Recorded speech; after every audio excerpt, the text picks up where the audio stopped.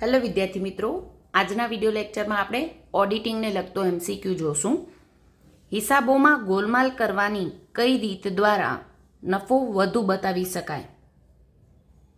Option A, લેણદારો પર વધુ વટાવ અનામતની જોગવાઈ કરીને. ઓપ્શન B, ખોટી ખરીદી બતાવીને. ઓપ્શન C, વેચાણના ભરતિયા દબાવીને. ઓપ્શન D, દેવાદાર પર વધુ ગાલખાદ અનામતની જોગવાઈ કરીને. આપણે પૂછ્યું છે કઈ રીત દ્વારા નફો વધુ દર્શાવી શકાય. લાસ્ટ વિડીયો લેક્ચરમાં નફો ઓછો કઈ રીતે દર્શાવી શકાય એ જોયું હતું. હવે નફો વધુ દર્શાવવો હોય તો આપણે જોઈએ છીએ કે વેપાર નફા નુકસાન ખાતામાં જમા સાઈડની વિગતો એટલે કે આવકો વધુ બતાવીએ અને ઉધાર સાઈડની વિગતો એટલે કે ખર્ચા ઓછા દર્શાવીએ તો એવા સંજોગોમાં આપણી નફાની રકમ વધુ દર્શાવી શકીએ. લાસ્ટ લેક્ચરમાં જોયું હતું એનાથી ઉલટું, ખર્ચા વધુ બતાવીએ અને આવક ઓછી બતાવીએ તો આપણો નફો ઓછો દર્શાવી શકાય. આમાં પૂછ્યું છે નફો કઈ રીતે વધુ દર્શાવી શકાય. નફો આપણે કેમ શોધીએ? જમા સાઈડની ટોટલ માઇનસ ઉધાર સાઈડનું ટોટલ. એટલે આ સાઈડની વિગતો વધુ હોય અને ઉધાર સાઈડની વિગતો ઓછી હોય તો એવા સંજોગોમાં આપણો નફો વધુ દર્શાવી શકાય. તો આપણે જોઈએ ઓપ્શન હવે કે નફો કઈ પદ્ધતિ દ્વારા આપણે વધુ દર્શાવી શકીએ. પહેલો ઓપ્શનમાં કીધું છે લેણદારો પર વધુ વટાવ અનામતની જોગવાઈ કરીને. આપણે વટાવ અનામત લેણદારોની હોય કઈ સાઈડ નોંધતા હોઈએ છીએ?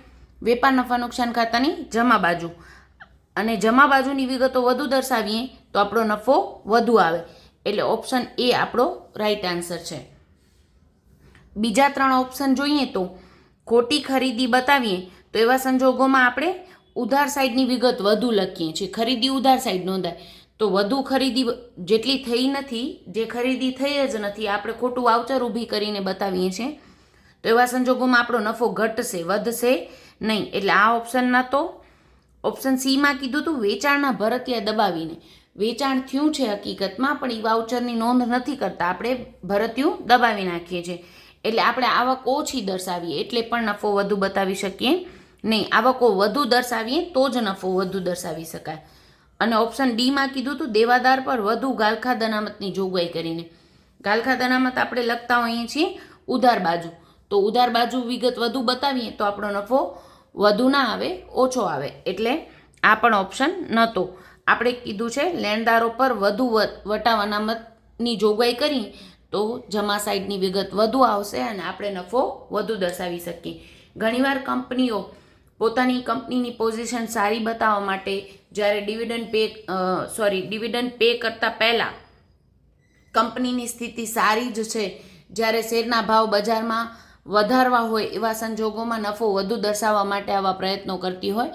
મેનેજરને કમિશન નફાના અમુક ટકા આપવાનું થતું હોય ત્યારે પણ કંપનીઓ વધુ નફો દર્શાવવા પ્રયત્ન કરતી હોય છે. તો આવી અલગ અલગ રીતો અપનાવીને જમા કે ઉધાર સાઈડની વિગતો ઓછી કે વધુ દર્શાવીને આવા પ્રયત્નો કરતી હોય છે.